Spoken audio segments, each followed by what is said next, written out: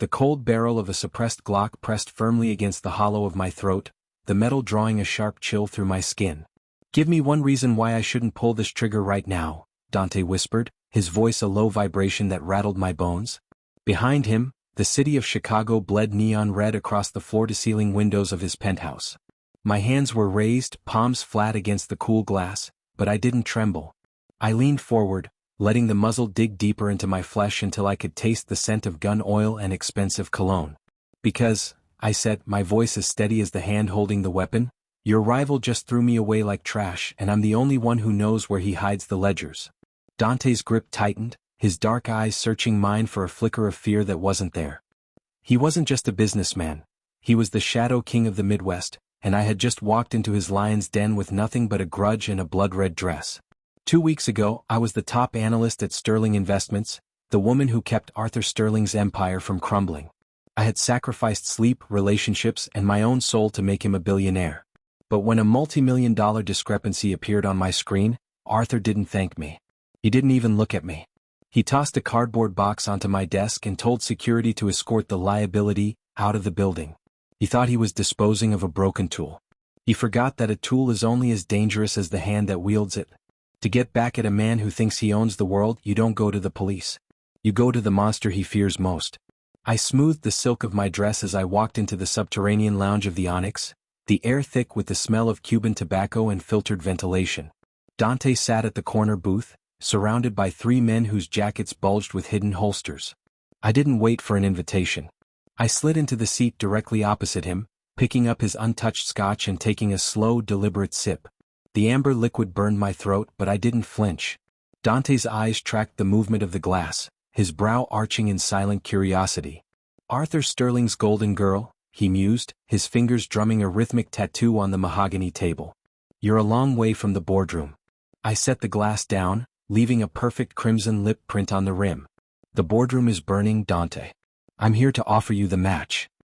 His men shifted, their hands moving toward their waistbands, but Dante stayed them with a single slight motion of his chin. He leaned in, the low light catching the jagged scar that ran along his jawline. "Arthur is a cockroach. He survived 3 federal investigations and a car bomb.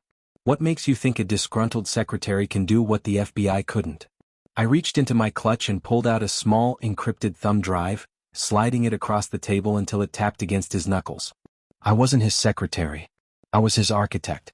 That drive contains the GPS coordinates for every offshore server he uses to launder the city's kickbacks.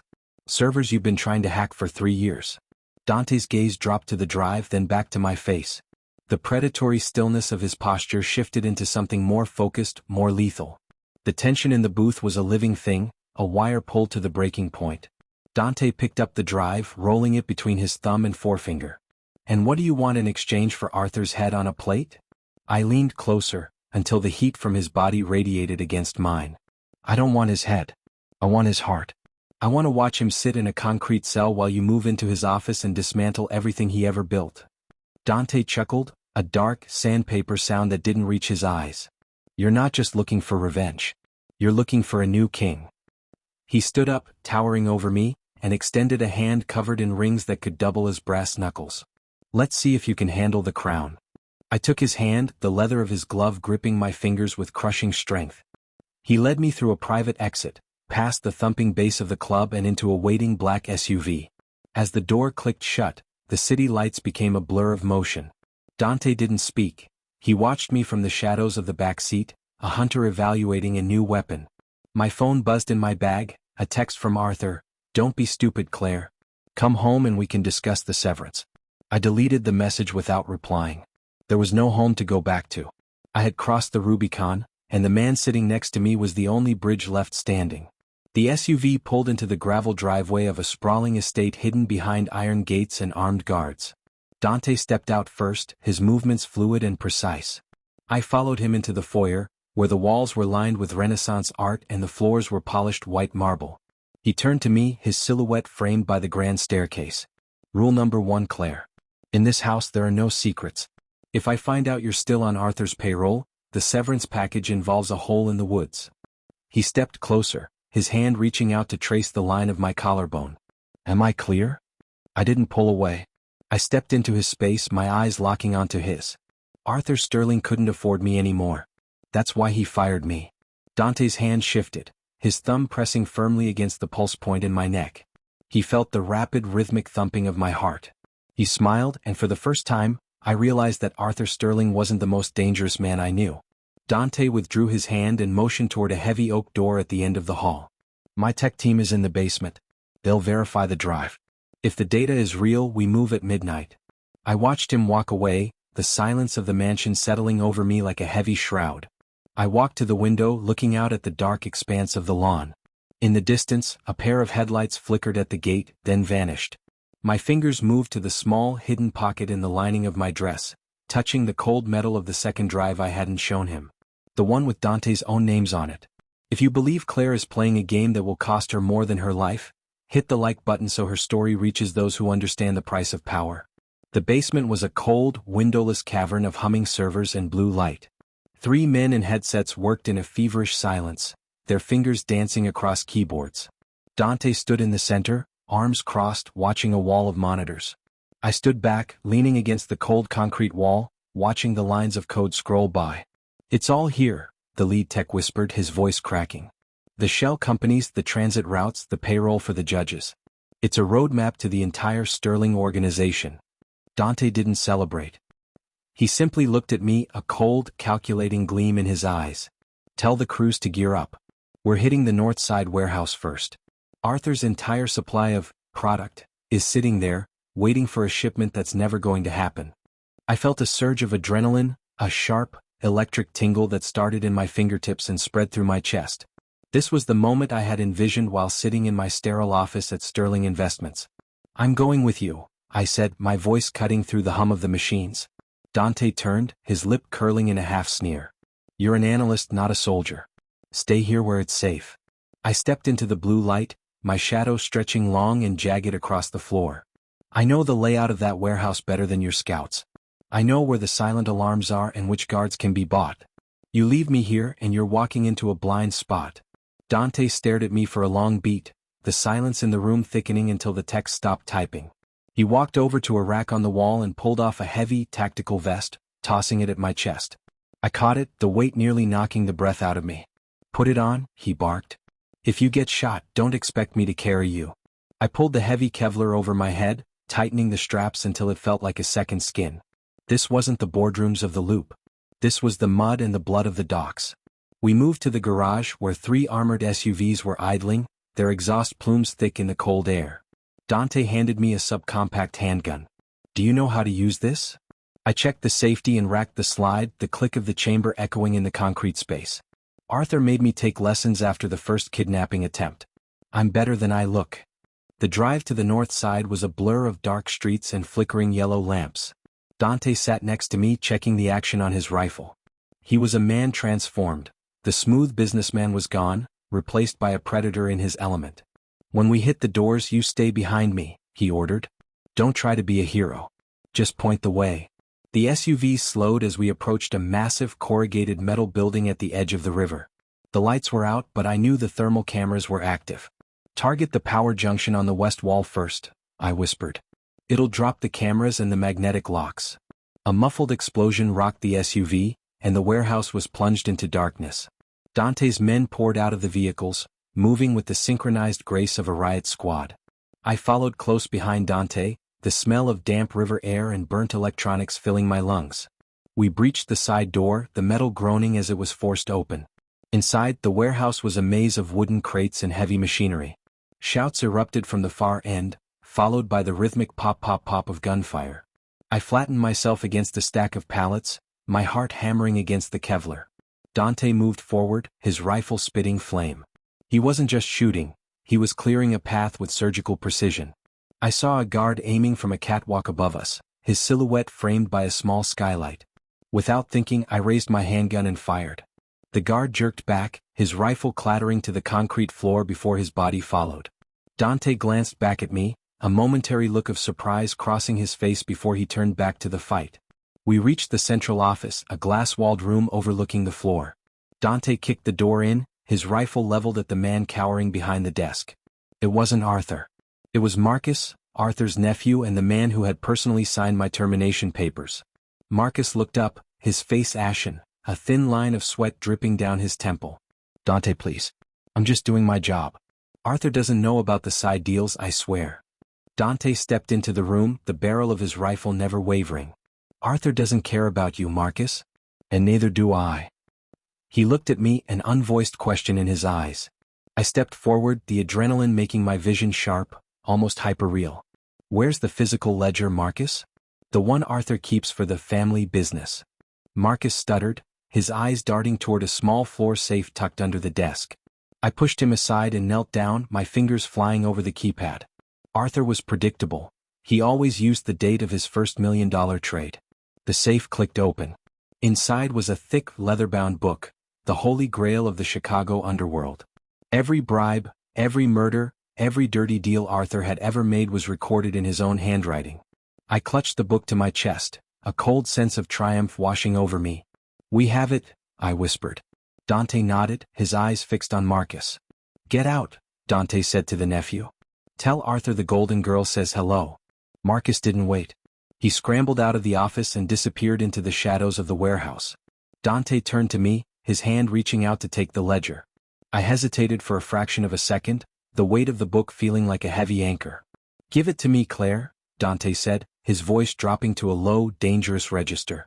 I handed him the book, my fingers grazing his as the exchange happened. He tucked it under his arm and signaled for the retreat.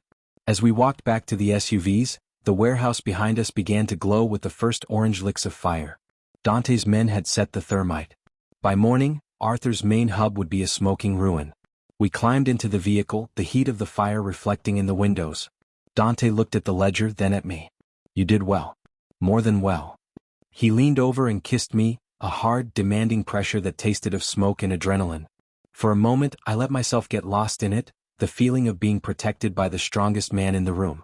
But as he pulled away, his eyes stayed on the ledger, not me. I looked out the window at the passing city, my hand surreptitiously checking the small drive still hidden in my dress. The game wasn't over. Arthur Sterling was a cornered animal now, and a cornered animal is at its most lethal. My phone buzzed again. This time it was a photo. A picture of my sister, standing outside her apartment, with a red laser dot centered on her forehead. The book for her life, Claire. You have 1 hour. The air in the SUV suddenly felt thin, as if the oxygen had been sucked out by a vacuum. My fingers gripped the edge of the seat until my knuckles were white. Dante was thumbing through the ledger, a look of grim satisfaction on his face. He didn't see the screen of my phone. He didn't see the world collapsing around me. I had to think. I had to move.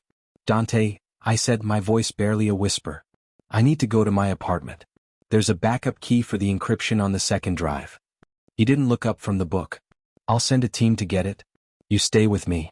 I felt the walls closing in. The team won't find it. It's hidden in a way only I can access.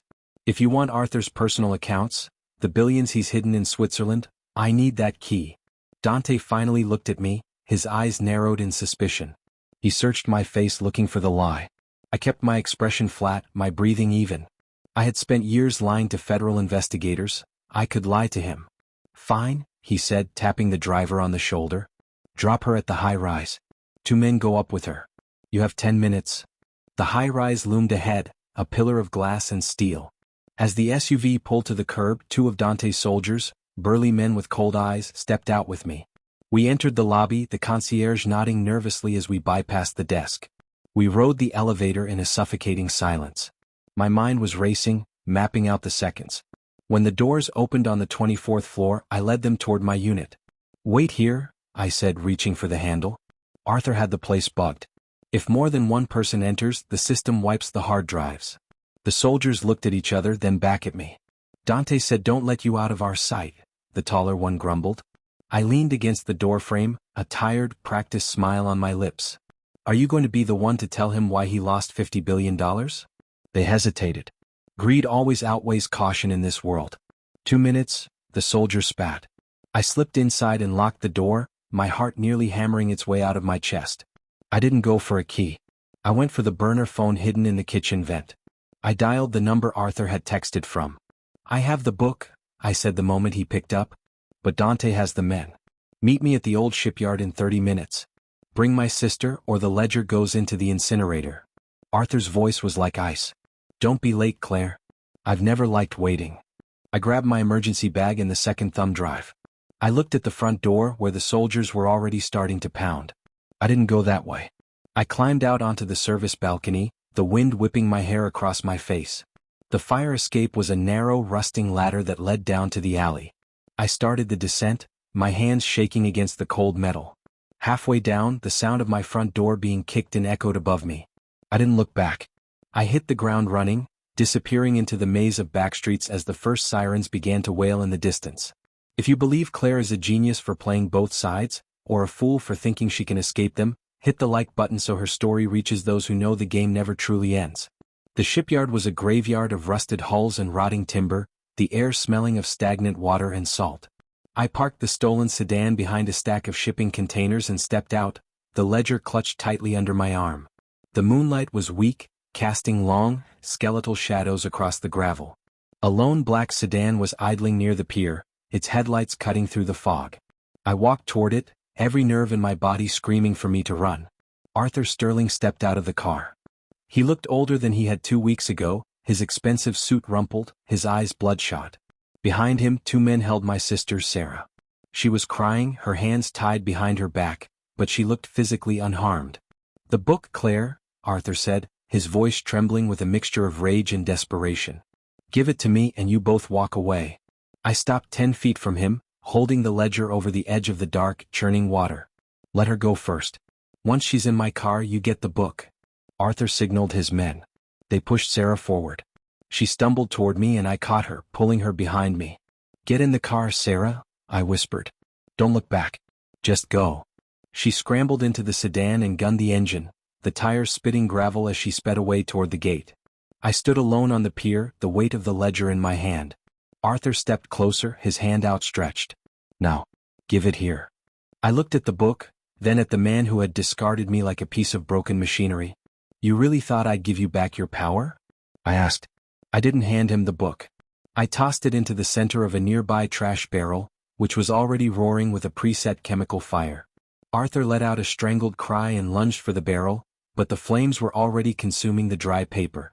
"You're dead," he screamed, turning back to me, his face a mask of pure hate. "I'll make sure there's nothing left of you to bury." A sudden, sharp whistle cut through the air. From the shadows of the containers, Dante's SUVs roared forward, surrounding the pier. Dante stepped out of the lead vehicle, his rifle leveled at Arthur's chest. "I told you she was a liability, Arthur," Dante said, his voice calm, almost bored. "But she's my liability now." Arthur looked around, realizing he was trapped. He reached for a gun in his waistband, but a single shot from Dante's rifle hit the ground at his feet. "Don't," Dante warned. "I want to enjoy this." Dante walked over to me, his eyes scanning the burning barrel. He looked at me, a flicker of something, disappointment? Admiration, in his gaze. "You burned the leverage," he noted. I reached into my pocket and pulled out the second drive. "I burned the paper. I kept the digital copy. Everything in that book is on this drive, along with the access codes for Arthur's offshore accounts." Dante took the drive, his fingers lingering on mine. He looked at Arthur, then back at me. "And what about the other drive? The one with my routes on it?" The air turned to ice. I didn't blink. "That one's already being uploaded to a timed server. If I don't check in every 12 hours, it goes to the Attorney General." Dante stared at me, the silence stretching until the only sound was the crackling of the fire in the barrel. He began to laugh, a low, genuine sound that echoed across the shipyard. "Arthur, you fool," Dante said, shaking his head. "You didn't fire an analyst. You fired a queen." He turned to his men. "Take Arthur. Put him in the quiet room. We have a lot of accounts to transfer." He looked at me, extending his hand. "Come on, Claire. We have a city to run." I looked at his hand, then at the burning ruins of my old life. I didn't take it. I turned and walked toward my own car, the one I'd hidden a block away. "I'm done working for bosses, Dante," I said over my shoulder.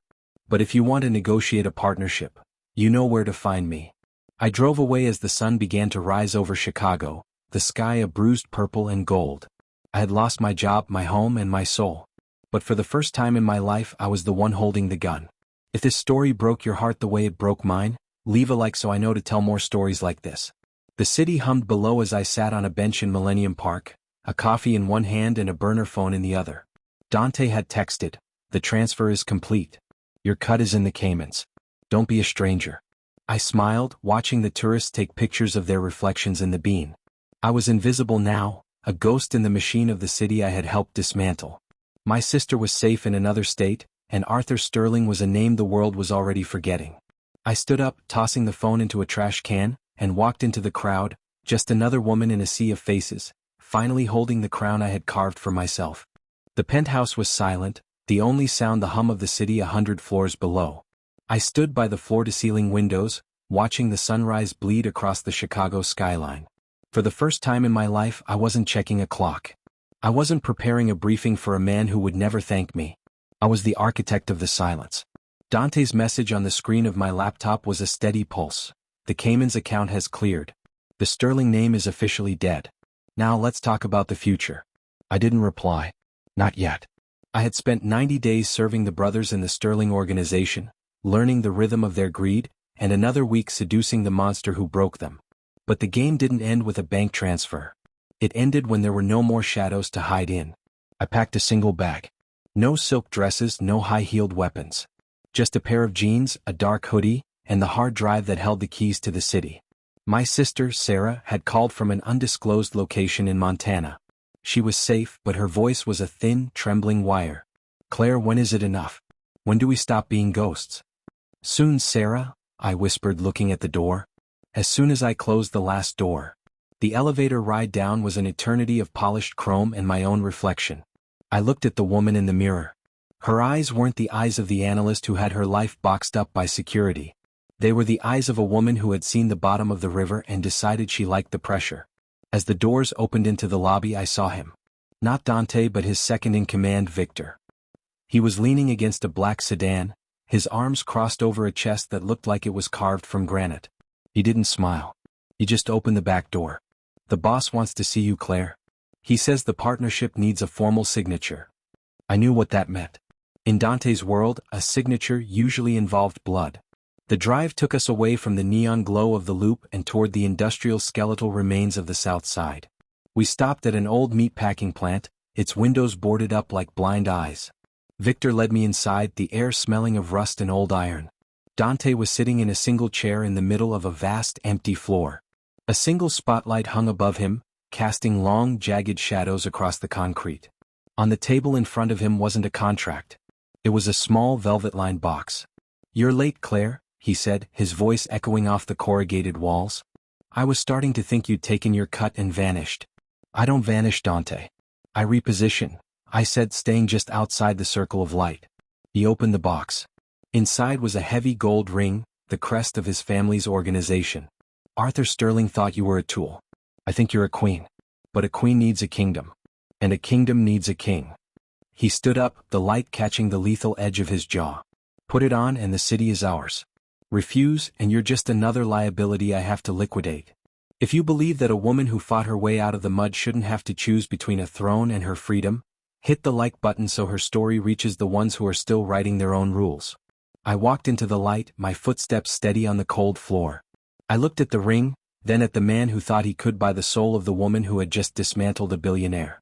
"You're making the same mistake Arthur did, Dante," I said, my voice dropping to a low, dangerous register. "You think I'm looking for a replacement? But I'm not." I reached into my bag and pulled out my own box. I set it on the table next to his. Inside wasn't a ring. It was a badge, the one I'd taken from the lead investigator of the federal task force I'd been feeding information to for the last 48 hours. Dante's eyes narrowed, his hand moving toward his waistband. But the sound of a dozen tactical boots hitting the floor above us stopped him. The red laser dots of snipers appeared on his chest, a lethal constellation of light. "I didn't seduce you because I wanted your power, Dante," I whispered, leaning in until I could see the sudden flicker of genuine shock in his obsidian eyes. "I seduced you because I needed to know where you kept the backups. And you told me everything." The raid was a symphony of shouting and breaking glass.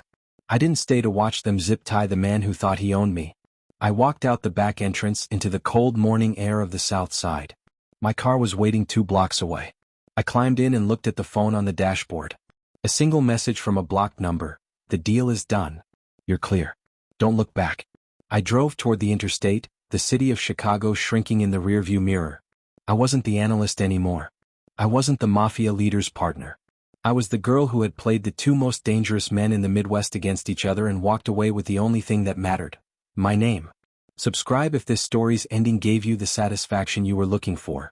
I crossed the state line as the sun finally broke over the horizon, the sky a clear, endless blue. I reached over and picked up the second drive, the one I told Dante was on a timer. I didn't turn it over to the feds. I didn't burn it. I tucked it into the visor of the car. Because in this world, a queen doesn't just need a kingdom. She needs an insurance policy. And mine was just beginning to bloom. If this story broke your heart and then gave you back your power, leave a like so I know the journey was worth it. The board is clear. It's my move now.